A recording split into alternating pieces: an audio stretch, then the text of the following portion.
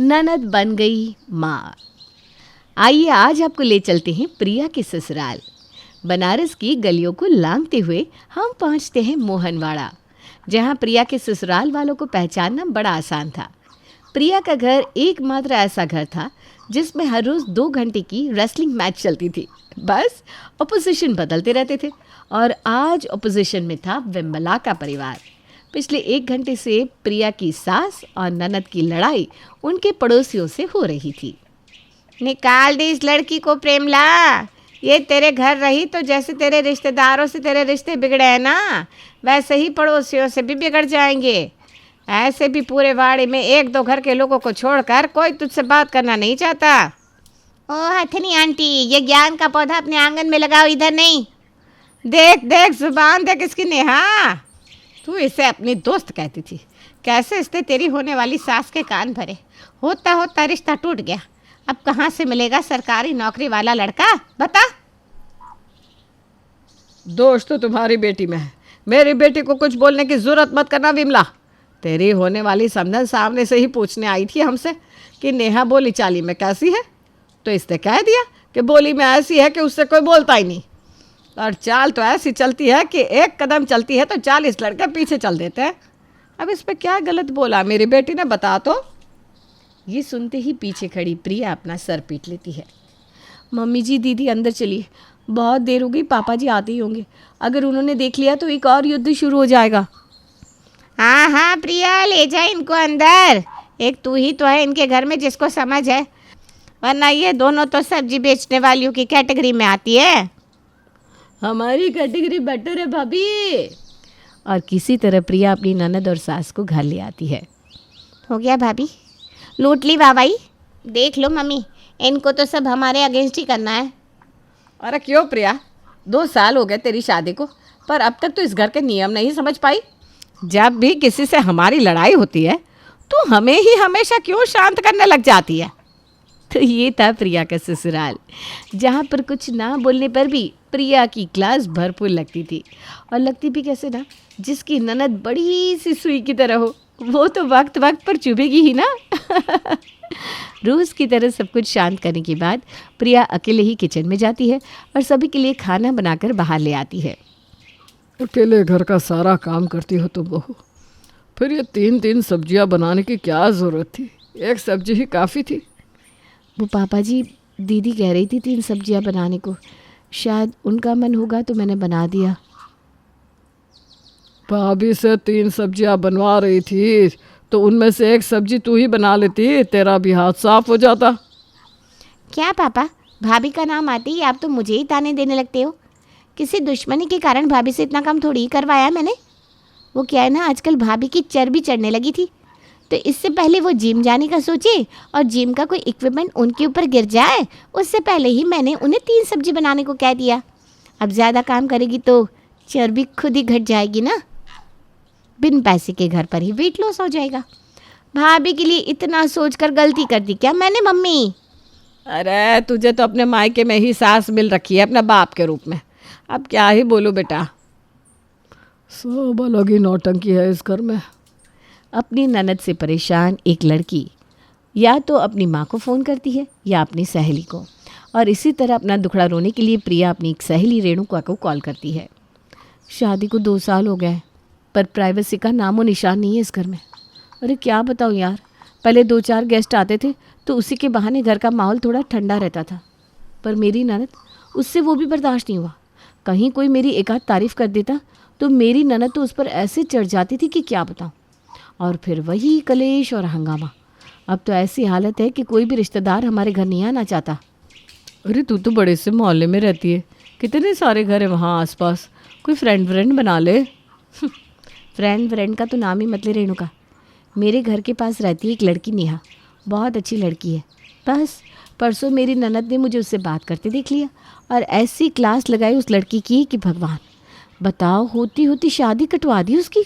ऊपर से मेरी सास मेरी ननद की भक्त। अरे क्या करूं मैं। फिर तो तू एक बच्चा ही कर ले। जैसे ही तो अपनी सास की गोद में एक नन्हा मेहमान रख देगी ना, अपने आप तेरी सास तेरे आगे पीछे घूमने लगेगी। अरे हाँ, ये तो मैंने सोचा ही नहीं था, और इसी बहाने काम से भी छुट्टी हो जाएगी। और प्रेगनेंसी के दौरान कोई ज़्यादा मुझसे काम भी नहीं करवा पाएगा, और बच्चा होने के बाद तो काफ़ी दिन तक किचन में जाने ही नहीं दिया जाता। ये सही रहेगा। 1 साल बाद प्रिया को बच्चा हो जाता है। अपने कमरे में बैठी प्रिया अपने बच्चे को गोद में खिला रही थी, तभी निव्या उसके कमरे में आती है। अभी तो बाबू सो रहा था, लगता है बाबू को आप जानबूझकर जगा देती है भाभी, ताकि आपको काम ना करना पड़े। शायद ही कोई ऐसी माँ होगी दीदी जो अपने सोए हुए बच्चे को जानबूझकर चूटी काट कर उठाए ताकि उसका बच्चा 4 घंटे रोए, वो भी सिर्फ काम से बचने के लिए। नहीं दीदी, भले पिछले 3 सालों से मैं आपके साथ रह रही हूँ, पर इतनी तेज़ तो अभी मैं नहीं हुई हूँ। और वैसे भी बच्चा होने के बाद रसोई में फिर से जाने के लिए जो रस्में पूरी करनी होती है वो तो हुई नहीं है, तो किचन में जाने का तो सवाल ही नहीं उठता दीदी। काम ना करने के 100 बहाने हैं भाभी, रसोई का नहीं तो बाहर का काम तो हो ही सकता है। वैसे मेरा कमरा ज़रा गंदा हो गया है, साफ़ कर दीजिएगा। निव्या प्रिया को इतने में कहाँ छोड़ने वाली थी। वो उड़ती हुई अपनी माँ के कमरे में जाती है और अपनी माँ के कान भरना शुरू कर देती है। पहली औरत नहीं है मम्मी तुम्हारी बहू जो माँ बनी है। जब देखो बाबू को खिलाने के बहाने काम चोरी करती रहती है। 2 महीने का तो हो गया बाबू, और कितने दिन आराम करवाओगी अपनी बहू से? अरे 40 दिन तो छोड़ने ही पड़ते ना बेटा, उसके बाद ही नियम करके बहू को रसोई में भेजा जा सकता है। पहले ही रसोई में घुसा दिया तो वापस से कोई ना कोई माहौल से ताने मारने आ जाएगा। तेरी भाभी की हितैषियों की कमी थोड़ी ना है। 40 दिन क्या 60 दिन हो गए, हो गया आराम। अब कल ही नियम करो और घुसा दो रसोई में भाभी को, वरना अकेले कमरे में बैठे बैठे उनके दिमाग में खुराफात आने लगेगी। अब तो बेटा भी हो गया है, तुम्हारे बेटे को लेकर उड़ती दिखेगी तुम्हारी बहू। और निव्या अपनी माँ की इतने कान भर देती है कि अगले ही दिन प्रेमला सारे नियम करवा कर अपनी बहू को चूड़ा पहनाकर वापस से रसोई में भेज देती है। चल बहू, अब इस घड़े को भर दे, उसके बाद तेरा हाथ शुद्ध हो जाएगा और तू रसोई में काम कर सकेगी। क्या यार रेणुका, ये कैसा आइडिया दिया तूने। 2-4 दिन का आराम ठीक से मिला भी नहीं कि वापस से रसोई में भेज दिया गया मुझे। और अब प्रिया के साथ वापस से वही सब शुरू हो जाता है जो पहले होता था। खाना बनाने के बाद जैसे ही प्रिया कमरे में आकर ज़रा सा लेटती है कि निव्या प्रमिला को लेकर अपनी भाभी के कमरे में पहुंच जाती है। ये देखिए मम्मी, एसी ऑन करके सो रही है भाभी, फिर कहेंगी मेरे बदन में दर्द हो जाता है। ये सब काम के कारण नहीं होता भाभी। अरे क्या बहू, अब फिर से अगर हमने तुझे एसी ऑन नहीं करने दिया तो तू जाकर मोहल्ले वालों को बताएगी, और 1-2 घरों में जो हमारी बातचीत चालू है ना वो भी बंद हो जाएगी। और इस बार अपनी ननद और सास से परेशान होकर प्रिया अपनी माँ को कॉल लगाती है। जॉब नहीं लग रही, शादी कर लो, प्रॉब्लम सॉल्व हो जाएगी। शादी हो गई तो ननद सर पर नाच रही है, बच्चा कर लो, प्रॉब्लम सॉल्व हो जाएगी। अब तो बच्चा भी कर लिया, ननद अभी भी नाच रही है मम्मी, अब क्या करूँ? इससे तो अच्छा मैं किसी अच्छी कंपनी में जॉब कर लेती। बॉस कितनी गालियाँ देता, 2-4 ही ना, यहाँ तो हर वक्त गालियाँ सुननी पड़ती है। नहीं नहीं बेटा, ऐसे हिम्मत नहीं हारती। जीवन तो एक जंग है। एक काम कर, अपनी ननद की शादी करवा दे। शादी के बाद उसके ससुराल वाले कितने ही दिन उसे मायके आने देंगे, और हाथ लगते ही अगर उसे बच्चा हो गया तो और अच्छा। खुद का बच्चा हो जाएगा तो तेरा दर्द समझ में आएगा उसे। अरे वाह मम्मी, ये तो मैंने सोचा ही नहीं था। और बेचारी प्रिया अपनी ननद की शादी करवाने में लग जाती है, और जैसा प्रिया चाहती थी वैसा ही होता है। कुछ दिनों बाद निव्या को पता चलता है कि वो माँ बनने वाली है, और वो इस खुशखबरी को देने के लिए सबसे पहला फ़ोन अपनी भाभी को ही मिलाती है। हे भगवान, इस बला का फ़ोन क्यों आ गया? हेलो भाभी, इतनी देर क्यों लगा दी फ़ोन उठाने में? सो रही थी क्या आप? खैर छोड़िए, मैंने आपको ना गुड न्यूज़ देने के लिए फ़ोन किया है। मैं माँ बनने वाली हूँ। अब बाबू के पास एक छोटा भाई या बहन आने वाला है। अरे ये तो बहुत अच्छा हुआ दीदी। अब आपको पता चलेगा कि माँ बनने का सुख क्या होता है। अब आपको पता चलेगा कि बच्चा संभालना एक देश को संभालने जितना मुश्किल काम है। पहला बच्चा तो मायके में ही करना सही रहता है ना भाभी? अरे ना ना ना ना, बिल्कुल नहीं दीदी, और वो भी तब जब मायके में अभी 2-3 साल का पहले ही कोई बच्चा हुआ हो। अच्छा सुगंध थोड़ी ना होता है। अब मुझे ही देख लीजिए कैसे मैंने अपना बच्चा ससुराल में किया, और बाबू कितना हृष्ट पुष्ट हुआ है। मायके में तो पहला बच्चा करना ही नहीं चाहिए, बिल्कुल भी नहीं। और इस तरह प्रिया को लगता है कि वो बच गई, पर ऐसा नहीं होता। माँ बनते ही निव्या अपने छोटे से बच्चे को लेकर पहुँच जाती है मायके। आराम से टीवी देखती हुई प्रिया खाना खा रही थी कि तभी दरवाजे से उसे एक आवाज़ आती है। आ गए हम मामी के पास। देखो मम्मी कैसे चुप हो गया, मानो मामी के पास आने के लिए ही रो रहा था। दीदी आप? हाँ भाभी मैं। लीजिए भाभी, अब आप ही संभालिए इसे, तब तक मैं मम्मी और बाकी सबसे मिल लेती हूँ। और प्रिया के हाथ से खाने की प्लेट लेकर निव्या अपने छोटे से बच्चे को उसके हाथ में रखकर अपनी माँ के पास चली जाती है। शाम को पूरा परिवार एक साथ बैठा था। बच्चा होने के बाद पहली बार आई हो तुम, क्यों ना आज मूवी पर चला जाए, क्यों निव्या? बिल्कुल सही कहा भैया, तो आज रात को मूवी का प्लान रखते हैं। और प्रिया का पूरा ससुराल मूवी देखने चला जाता है। मूवी थिएटर में सभी अपनी अपनी चेयर पर बैठ जाते हैं। मूवी बस स्टार्ट ही होती है कि निव्या का बच्चा ज़ोर ज़ोर से रोने लगता है। हाय, ये फिर शुरू हो गया। अरे चुप करवा निव्या बच्चे को, देख तो कैसा बेचारा फूट फूट कर रो रहा है। मैं क्या करूं मम्मी, मुझसे शान नहीं होता ये। ससुराल में ना मेरी सास ही से संभालती थी, अब आप ही संभालो इसे। अरे मैं इसे संभालूंगी तो पिक्चर कैसे देखूंगी? अरे भाई कोई बच्चे को बाहर ले जाओ, सब हमारी ओर देख रहे हैं। बच्चे के रोने के कारण सभी को डिस्टर्बेंस हो रही है। बच्चा संभलता नहीं है तो लेकर क्यों आते हो? बच्चा भी पैदा करना और पिक्चर भी देखना है इनको। निव्या अपने बच्चे को लेकर उठती है और प्रिया की चेयर के पास जाकर कहती है, मैं कितनी भी कोशिश कर लूं भाभी, ये चुप नहीं होगा। देखा नहीं, सुबह आपको देखकर कैसे चुप हो गया था। आप इसे लेकर 5 मिनट बाहर घुमा कर ले आओ ना, फिर आकर मूवी देख लेना। वैसे भी 15 मिनट तो एडवर्टीजमेंट चलती है। एक बार ये सो जाए फिर 2 घंटे तक उठेगा नहीं। हाँ।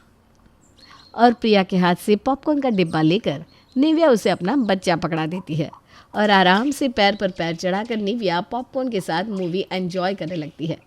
बेचारी प्रिया को मूवी छोड़कर लॉन में जाकर बच्चे को संभालना पड़ता है। कितने दिनों के बाद आज मूवी का प्लान बना था और दीदी ने यहाँ भी मेरा बेड़ा गर्क कर दिया। आधे घंटे से तो इसे चुप करवा रही हूँ पर ये बच्चा शांत होने का नाम ही नहीं ले रहा। अब मूवी देखकर मैं करूँगी भी क्या? स्टोरी लाइन भी समझ में नहीं आएगी। क्या बेटा, तुझे भी परेशान करने के लिए मामी ही मिली? अगली दोपहर प्रिया छत पर कपड़े सुखा रही थी कि नाश्ता हो गया, दोपहर का खाना हो गया, कपड़े भी हो गए। अब इन कपड़ों को सूखने में 2 घंटे तो लगेंगे, तब तक आराम कर लेती हूँ। ये सोचकर प्रिया खुशी खुशी कपड़े की बाल्टी लेकर छत से नीचे उतर रही थी कि तभी निव्या उसे ढूंढती हुई वहाँ आती है। बताओ, यहाँ हो आप भाभी? कहाँ कहाँ नहीं ढूंढा मैंने आपको। आप तो बाबू के लिए डायपर रखती होंगी ना, मुझे दे दो ना एक। वो क्या है ना, मैं गलती से डायपर लाना ही भूल गई। और हाँ, दूध की बोतल भी निकाल देना। अरे पर इतने छोटे से बच्चे को दूध की बोतल से आप दूध क्यों पिलाओगे दीदी? उसकी सेहत के लिए अच्छा नहीं है। और वैसे भी माँ जब सामने हो तो बच्चे को बोतल से दूध क्यों पिलाना? कहीं आप मुन्ने को यहीं छोड़कर ससुराल तो नहीं जा रही? बस बस भाभी, आप तो ज़्यादा ही एक्साइटेड हो गई। और सामने कहाँ हूँ भाभी? बाज़ार जा रही हूँ मैं। अच्छा, बाज़ार जा रही हूँ। हाँ, पब्लिक प्लेस में फीडिंग करने में प्रॉब्लम होगी। ठीक है, मैं अभी बोतल और डायपर निकाल देती हूँ। बाहर बच्चे ने अगर पोटी वोटी कर भी दी तो तकलीफ़ ना होगी। नहीं भाभी, आप समझी नहीं। पॉटी तो उससे कर दी है। आप न्यू डायपर ले जाकर उसके डायपर बदल दीजिए, तब तक मैं रेडी हो जाती हूँ। मुझे मार्केट जाना है। अब इतने दिनों के बाद आई हूँ तो अपनी 2-4 सहेलियों से मिलाती हूँ। अब इसे भी साथ लेकर जाऊँगी तो इतने सारे लोगों को देखकर घबरा जाएगा ना ये, इसलिए दूध की बोतल मांग रही थी। आप इसे ना दूध पिला दीजिएगा जब इसे भूख लगी तो। और हाँ, दूध में ना उंगली डालकर देख लेना, ज़्यादा गर्म ना हो, कहीं दूध से इसका मुंह जल ना जाए। बच्चे का मुंह क्या जलेगा, मेरा तो कलेजा जल गया। ननद की शादी हो जाए तो सब ठीक हो जाएगा, ननद को बच्चा हो जाए तो सब ठीक हो जाएगा। पर जब से निव्या की शादी हुई थी, प्रिया की तो बैंडी बज गई थी। अब प्रिया बहू के साथ एक आया का फ़र्ज़ भी निभा रही थी खाने के टेबल पर। ये क्या खाना बनाया है भाभी आपने? नहीं माँ बनी हूँ मैं। मुझे अगर अच्छा पौष्टिक खाना नहीं मिलेगा तो तंदुरुस्ती कैसे आएगी मुझ में? मेरा बच्चा दूध पीता है मेरा। निव्या ठीक कह रही है बहू, अब जो वो कहती है वही बना दिया कर, ठीक है ना बेटा? अभी तो आपको खाने में देर है ना भाभी, जब तक सब खा रहे हैं आप मेरे लिए कुछ और बना दो। और हाँ, दाल ना याद से बना देना। बच्चे को अभी से दाल का पानी दूंगी तो इसके शरीर को अनाज की आदत रहेगी। रसोई में काम करती हुई प्रिया इस बार ठान लेती है कि बस अब वो और अत्याचार नहीं सहेगी। बस अब बहुत हुआ। इस प्रॉब्लम का इलाज ना मम्मी कर पाएगी ना रेणुका। अब तो हुक्म का इक्का यानी पापा जी ही काम आएंगे। इन दोनों माँ बेटी की पोल पापा जी के सामने नहीं खोली तो मैं भी प्रिया नहीं। सुबह के 6:30 बजे प्रिया अपने कमरे में सो रही थी कि अचानक ही उसे ज़ोर ज़ोर से किसी के लड़ने की आवाज़ सुनाई देती है। प्रिया इसके पहले कुछ समझ पाती, निव्या उसके कमरे में अपने बच्चे को लेकर आती है। इसे ज़रा संभालिए भाभी, उस ममता की ना ज़बान बहुत लंबी हो गई है। मम्मी उसे ठीक कर रही है, मैं भी जाती हूँ मम्मी के सपोर्ट में। और पापा जी, उन्हें पता चल गया तो? पापा जी और भैया तो पहले ही बाहर लड़ाई का मोर्चा संभाले हुए हैं, मैं तो बस सपोर्ट के लिए जा रही हूँ। ये सुनते ही प्रिया के तो तोते उड़ जाते हैं। सब कुछ पहले की तरह हो गया था, क्या कहे, उससे भी बदतर, क्योंकि प्रिया का एकमात्र सहारा उसका ससुर भी अब उसकी ननद की टीम में हो चुका था। प्रिया कर भी क्या सकती थी, वही ससुराल और वही ननद और साथ में ननद का बच्चा भी।